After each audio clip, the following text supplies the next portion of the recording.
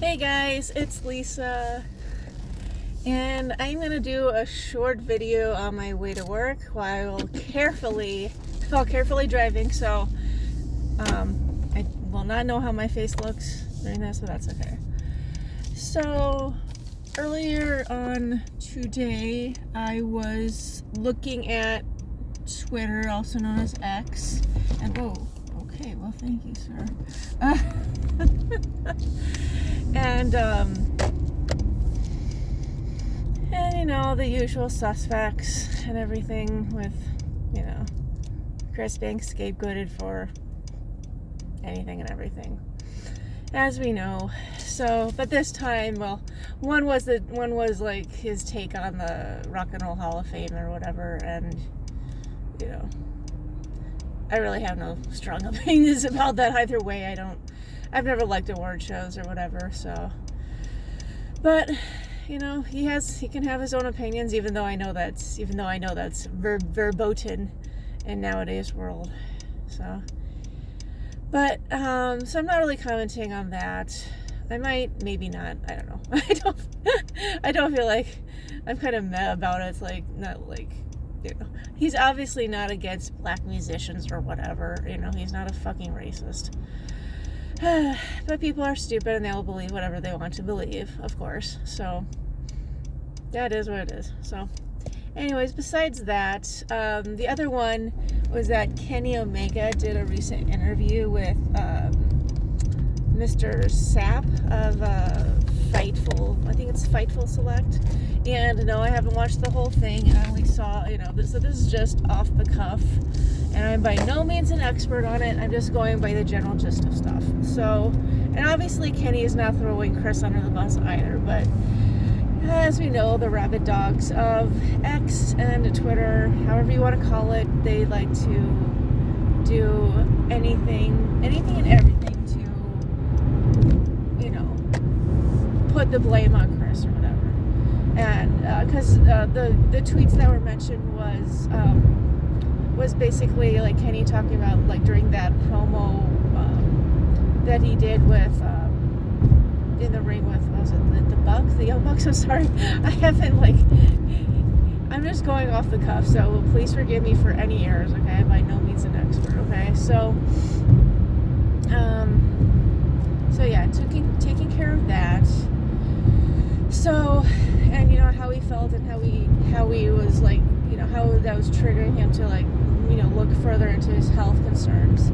And, I have nothing against Kenny Omega at all. I wish him the very best. He's been through hell, and I just wish him all the best and I pray for his health. So, and full recovery. So, I would love to see him in the ring again. I think all of us would love to see him in the ring again. So, that's definitely not an issue. And I know Kenny would not throw Chris under the bus, per se. So, but with that being said, but people were saying things, trolls or whatever, people, it could be trolls or it could be whatever, but basically some people were saying like, oh, that's what happens when you're hanging around Chris Jericho, or that's what, Chris is responsible for, Kenny feeling that way. It's like, no.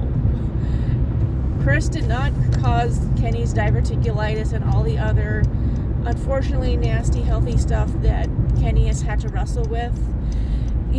Making that false conflation is both a mistake and erroneous, but it's also just plain spiteful. Okay, so you can disagree with Chris all you like, okay? That's fine. You don't have to like his promos, you don't have to like his matches.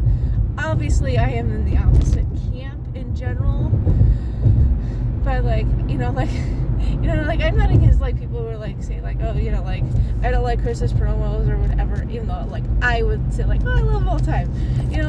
Chris has good promos. He has he's excellent promos in between promos. That's fine. I mean, we all have different varying levels of performance. So, and that's not throwing Chris under the bus either, but just looking at all that and, seeing, there's like one tweet or something like that, like, oh, it was an actor, I forgot the guy's name, but he tweeted that he was sick or whatever, and and I pray for his continued health. But, and again, like some troll was saying, you know, like, oh, God please give, you know, this actor's pain or whatever to Chris. I think the actor, whatever, was, I think it's an African American actor. I don't remember his name. I'm sorry. I did like these. I'm just going just off general memory. So again, I'm not an expert.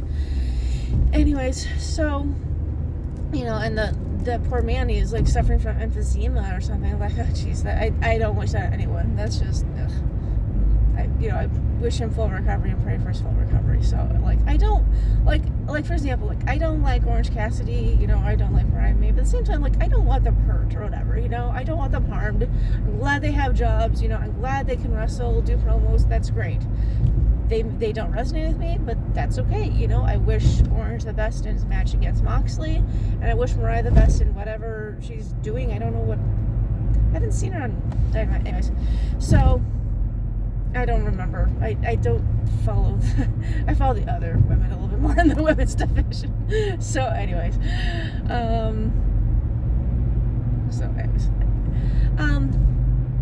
so yeah, so. And like stuff like that, it's like that's just evil, and you don't have to like Chris, but I mean to wish him like all the pain of another person, that's just evil, plain and simple. But the whole scapegoating notion is pervading a lot of the IWC. I'm not gonna like go into like I'm like actually pretty freaking calm about all this, because if I wasn't calm, I'd be like swearing and stuff, but thankfully I'm a little bit more calm. But this is in a part 1.